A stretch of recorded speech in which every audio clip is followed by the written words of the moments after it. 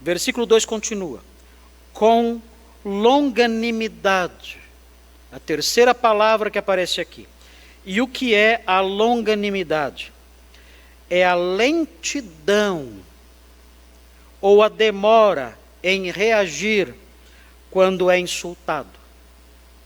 É interessante, o mundo tem um mote, uma espécie de ditado, em que as pessoas dizem assim: bateu, levou. É de pronto. Não é assim? Não é assim? Bateu, levou. Eu não espero nem um minuto. Eu não penso. Eu não aguardo nada. Bateu, a reação é imediata. É rápida. É um clique.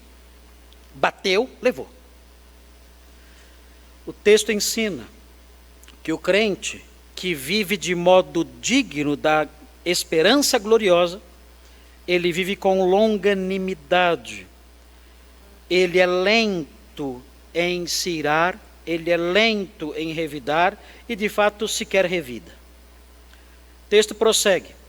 Suportando-vos, é importante notar agora aqui a esfera social que Paulo tem em mente. Tudo isso, humildade, mansidão, com longanimidade, tudo isso o apóstolo Paulo tem em mente que seja vivenciado dentro de um ambiente específico. É claro que devemos ser humildes lá fora, mansos lá fora, longânimos lá fora, mas o apóstolo Paulo, quando produziu esse texto, ele estava pensando na igreja. A carta aos Efésios é uma carta que fala sobre a igreja. O apóstolo Paulo está ensinando, a rigor, primariamente, como viver na igreja. E isso aflora agora, quando ele diz o seguinte: suportando-vos uns aos outros em amor. Aqui ele mostra com clareza a esfera em que devemos vivenciar essas coisas. Eu tenho que ser manso no trato com os irmãos da igreja. Eu tenho que ser humilde no trato com os irmãos da igreja. Eu tenho que ser longânimo no trato com os irmãos da igreja. E eu tenho que suportar. Isso aqui, irmãos, não é... já tentaram abrandar um pouquinho isso aqui, dizendo que suportar é dar suporte material para quem precisa. A palavra pode ser usada nesse sentido, sim. Mas o contexto não permite esse sentido aqui. Aqui, suportar é você aguentar alguém que é difícil. Há pessoas difíceis na igreja? O que vocês acham? Existem ovelhas insuportáveis? O que vocês acham? Tem gente chata na igreja? Sim ou não? Tem. Tem gente difícil. Irmãos, como tem. Você explica, desenha, pega o flanelógrafo, explica de novo com o flanelógrafo, pega o fantoche, explica com o fantoche, desenha no fantoche, usa o fantoche no flanelógrafo. Irmãos, não adianta. É insuportável. Então sabemos o quê? Nós temos que ser pacientes. Suportar uns aos outros. Sabendo que há irmãos que nunca vão mudar. Nunca vão mudar.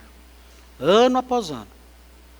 Eles continuarão tendo aquelas mesmas dificuldades que geram tantos dissabores, tristezas, problemas. E nós temos que aprender a suportar essas pessoas. Temos que aprender a suportar os nossos irmãos difíceis. O texto dá a receita para isso. O texto diz: suportando-vos uns aos outros. Como? Só tem um jeito. Está escrito aí. Suportando-vos uns aos outros em amor. Eu tenho que me dispor, eu tenho que tomar a decisão amorosa de suportar aquela pessoa. Eu tenho que dizer: esse irmão é meu irmão em Cristo. Eu tenho uma esperança gloriosa e eu tenho que viver de modo digno dessa esperança gloriosa. Eu fui chamado a essa esperança gloriosa.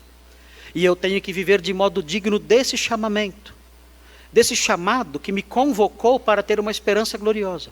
E isso envolve eu suportar essa pessoa. Essa pessoa é difícil, o Senhor está trabalhando nela com bastante lentidão,